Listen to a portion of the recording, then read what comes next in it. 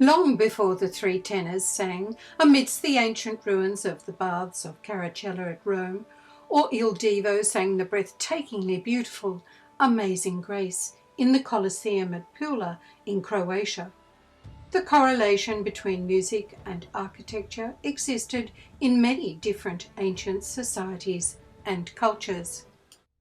In Europe during the Middle Ages, great stone sacred spaces reflected the eternal harmony believed present in nature, and the music performed in them became an echo. Over the centuries since, composers exploited their effects to produce amazing melodies that scaled the heights, reverberating off faceted stone arcades to linger long in lofty places.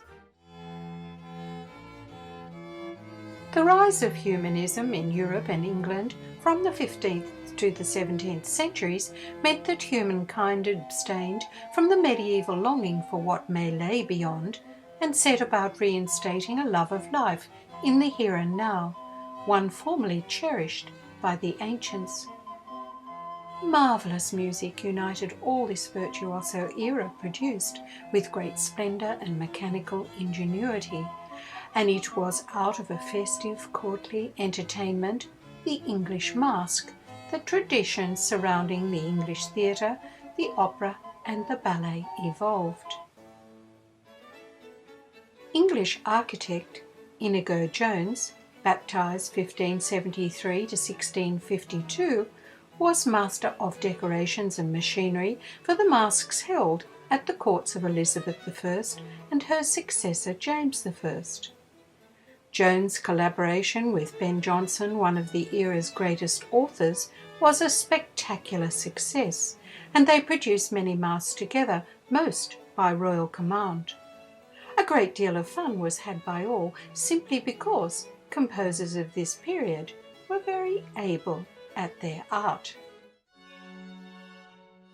King Charles I, 1600 to 1649, created a prestigious appointment at the British Royal Court, Master of the King's Music.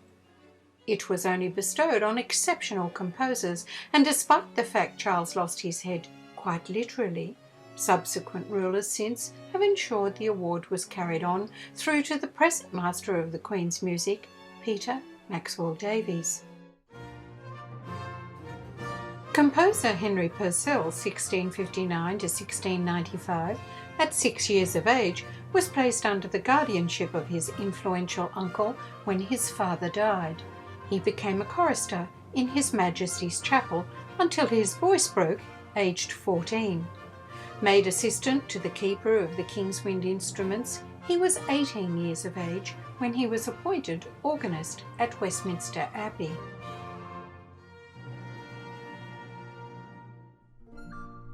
Purcell and his friends enjoyed informal lively sessions of music and conversation in the coffee and ale houses, and he delighted in writing somewhat bawdy songs and rounds for their alehouse sessions. Purcell's flair and understanding of theatre produced rare musical gestures that had both Italian and French stylistic influences. The refounding of the traditions of the Chapels Royal after 1660 by King Charles II, 1630 to 1685, brought music of excellence before the public, as masque and ceremonial odes were held on state occasions. The public rejoiced in an opportunity to hear sacred and secular musical entertainments on such a grand scale. King Charles II and later King James II, 1633 to 1701, encouraged Purcell's efforts. They had both enjoyed the light-hearted music of Jean-Baptiste Lully, 1632 to 1687, at the French court when the Stuarts were in exile.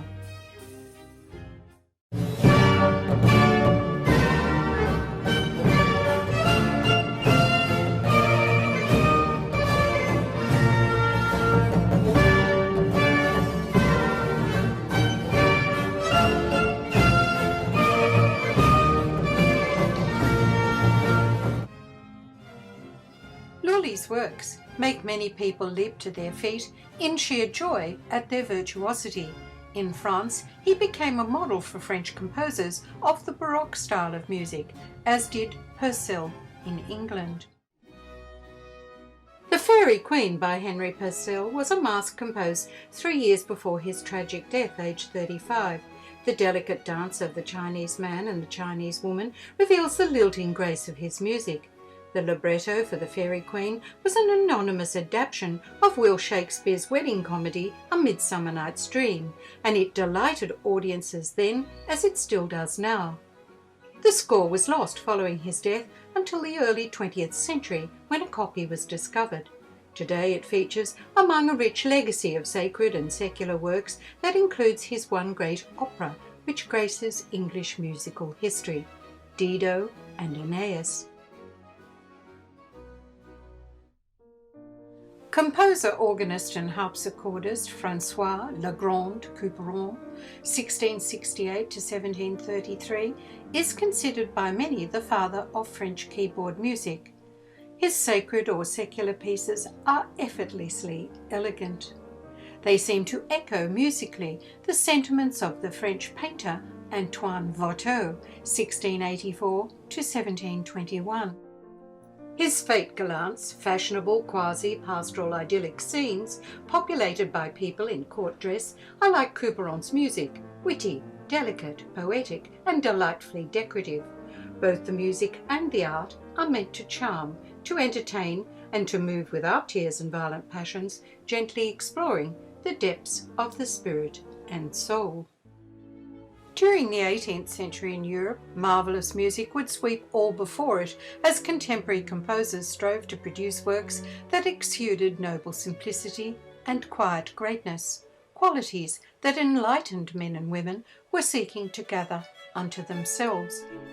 Converting drama and religion, the pedal fugues of Johann Sebastian Bach, 1685 to 1750, lit up many a gathering of the faithful when a new pedal organ was installed at Westminster Abbey, rebounding off the architecture with sounds of unparalleled intensity.